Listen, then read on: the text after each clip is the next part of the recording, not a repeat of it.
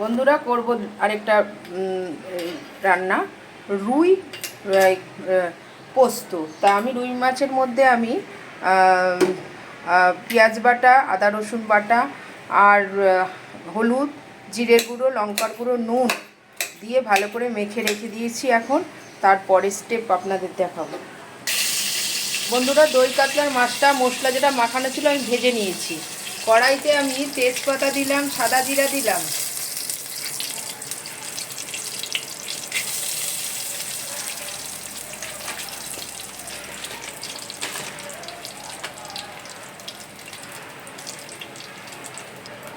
তারপরে শুকনো লঙ্কা দিয়ে দিয়েছি। এরপরে পেঁয়াজটা দিয়ে দেবো, এই যে পেঁয়াজ কুচি করে কাটা পেঁয়াজটা দিয়ে দেবো।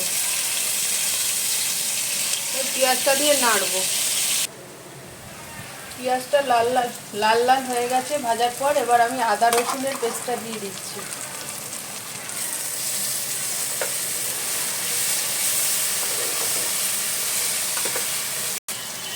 মাখানো মশলা যেটা ছিল মাছের গায়ে সেগুলো দিয়ে দিলাম।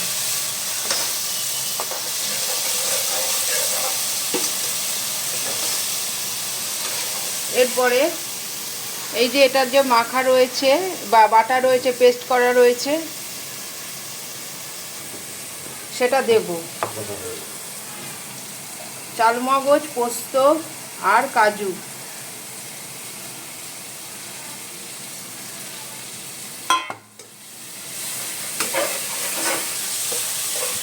এই যে করছে, এবার আমরা ওই পেস্টটা দিয়ে দিলাম। চালমগজ, পোস্ত, কাজু।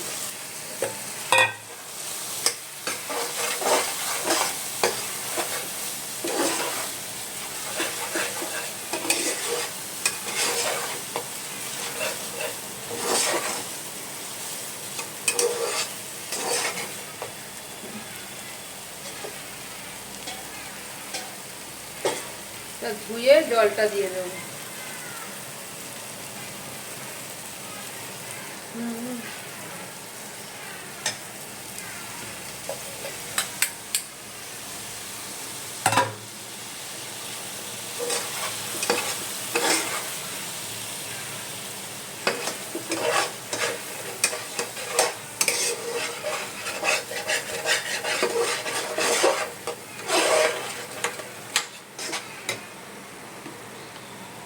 এরপরে লঙ্কার গুঁড়ো দেব,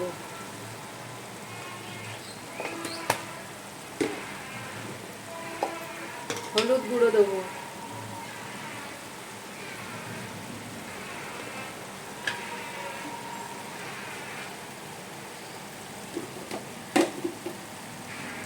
জিরের গুঁড়ো দেব,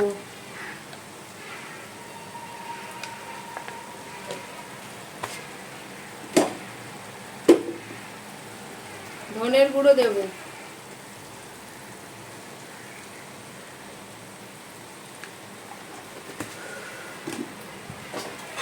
ভালো করে নাড়বো।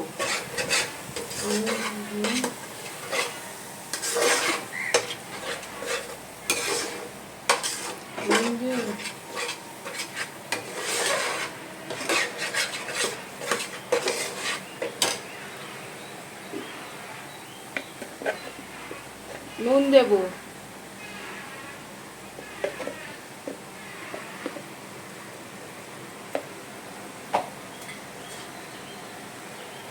জল দেব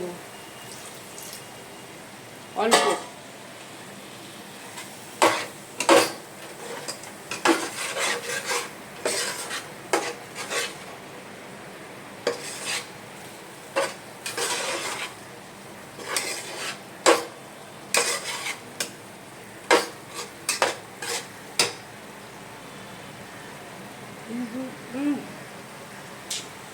দইটা দিয়ে দেবো, ফাটিয়ে রেখে দিয়েছিলাম।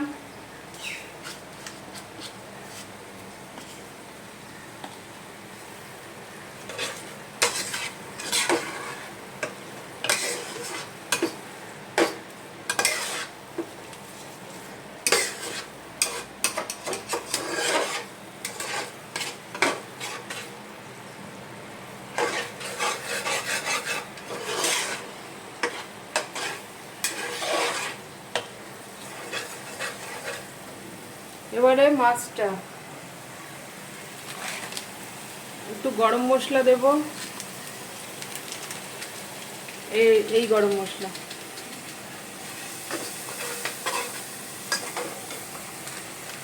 এবারে মাছটা দিয়ে দেবো।